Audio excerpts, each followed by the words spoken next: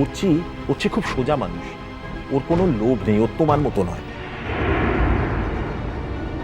কি এমন কথা যেটা শুনলে আমার ভালো লাগবে না বলো? না না স্যার, অর্চিতার ব্যাপার তো নয় স্যার। তখন থেকে কি আজে বাজে বলে চলেছে? হ্যাঁ, এই বলছো যে অর্চির পার্সোনাল ব্যাপার, আবার পরক্ষণেই বলছে অর্চির পার্সোনাল ব্যাপার নয়। কি জানো, কি জানো বলো? স্যার ওই অর্চিতার ওই সেকেন্ড ওয়াইফের ব্যাপার। কি? এই দেখো, এই ফার্স্ট সেকেন্ড এইসব লেবেল তোমাকে কে মারতে বলেছে? হ্যাঁ, সরি স্যার। বলো কি হয়েছে অর্চিদার স্ত্রীর? কি হয়েছে মানে স্যার ওই পার্ট 2 পরীক্ষায় টুকলি করতে গিয়ে ধরা পড়েছে স্যার।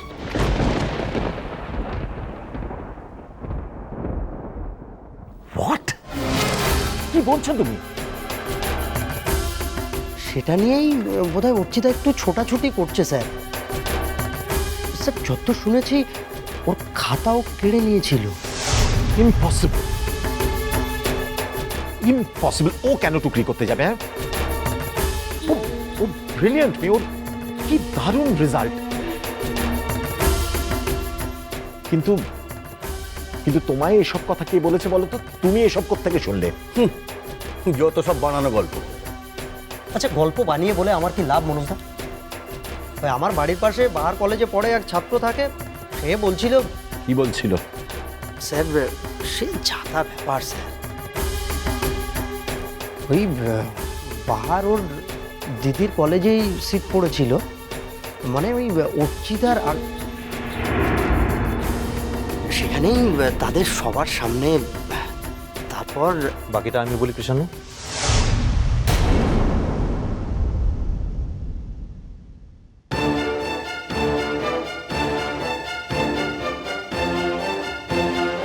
সরি অঞ্জনদা, এখানে মিটিং শুরু হয়ে গেছে অথচ আমি সময় মতো উপস্থিত হতে পারিনি। কিন্তু এখন যখন এসে গেছি আমি সবার আগে একটা চ্যাপ্টার শেষ করতে চাই।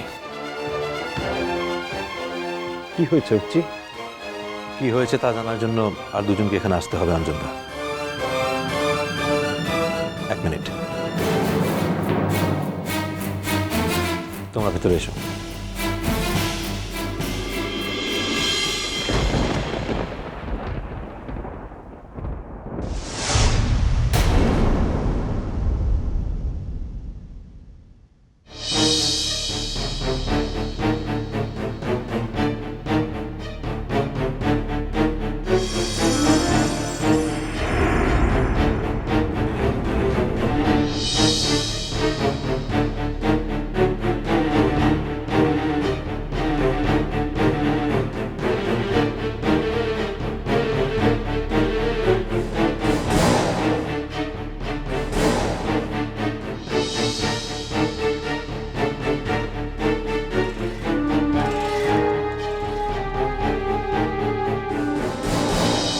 আমি আমার পার্সোনাল প্রবলেমকে অফিসে টেনে আনতাম না অঞ্জনদা,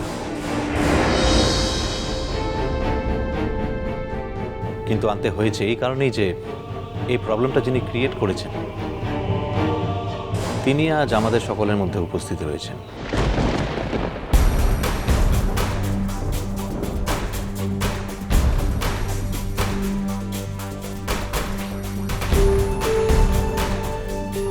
এটা যদি অন্য কেউ করতো, কোনো বাইরের লোক, তাহলে ব্যাপারটাকে আমি একটা সামাজিক অপরাধ হিসেবেই গণ্য করতাম এবং এটাকে নিয়ে মুভ করতাম, নিউজটা কভার করতাম। অঞ্জনদা, আজ আমি আপনার কাছ থেকে একটা ফেভার চাই। আমি চাই এই ছেলেটাকে, যে এই জঘন্য অপরাধটি করেছে, তাকে সকলের সামনে এক্সপোজ করা হোক, তার মুখোশ খুলে ফেলা হোক। স্যার স্যার এসব কথা আমাকে কেন বলা হচ্ছে আমি তো বুঝতে পারছি না স্যার।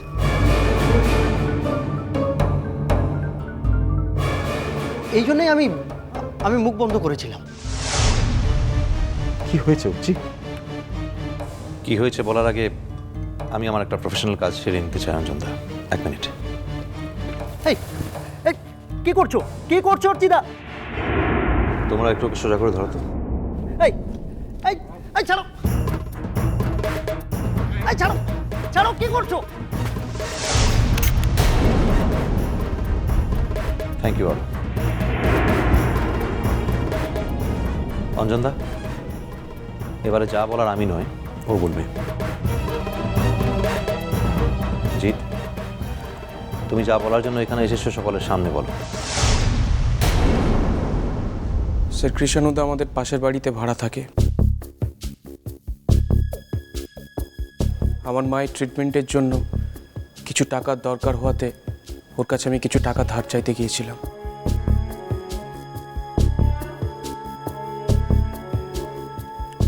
ও আমাকে 10,000 টাকা দেয়, আর বিনিময়ে বাহার পরীক্ষার খাতার তলায় টুকলি সাপ্লাই করতে বলে।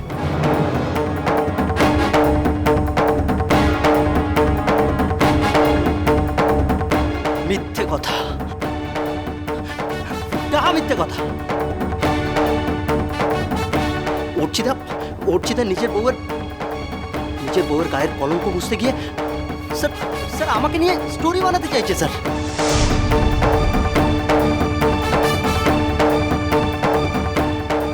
আর কি প্রমাণ আছে জিৎ যে তোমাকে আমি টাকা দিয়েছিলাম?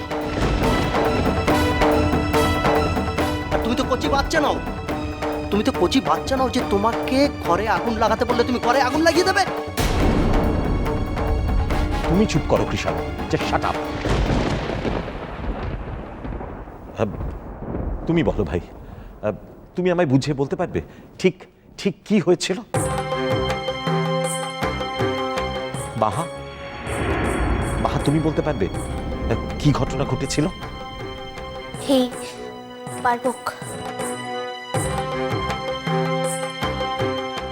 বলো তাহলে, তুমি আমায় বুঝিয়ে বলো ঠিক কি হয়েছিল, আমি পুরো ব্যাপারটা জানতে চাই। এই জিৎ মুদিগের ক্লাস 2তেই পড়েক।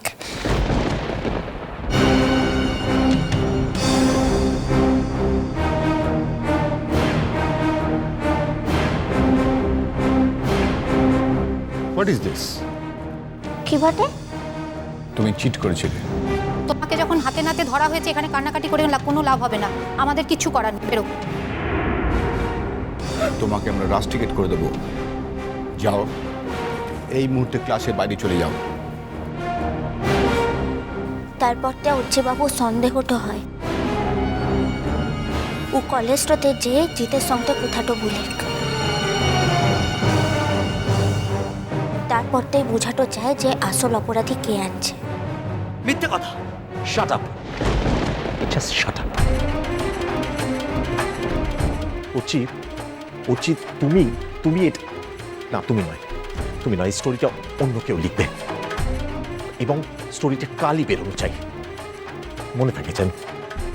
স্যার স্যার এক পক্ষের কথা শুনে স্যার আমাকে বিচার করবেন না স্যার।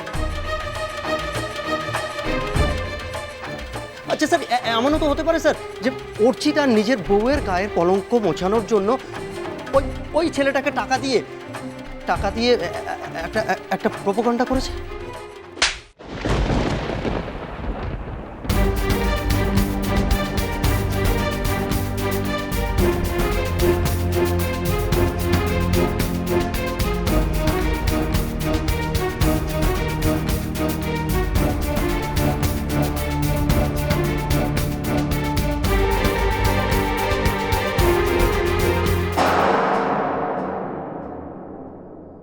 রাগ করে না রাগুনি, রাঙা মাথায় চিরুনি, বর আসবে এখুনি, নিয়ে যাবে তখুনি।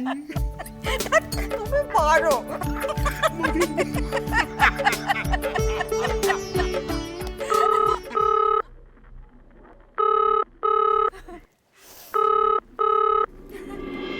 হ্যালো, আমি রুষা বলছি। কে মামুনি? কি বললে? কি বলছো? রুষা বলছি মামুনি, আমি এখন দেশে। কেমন আছো তোমরা?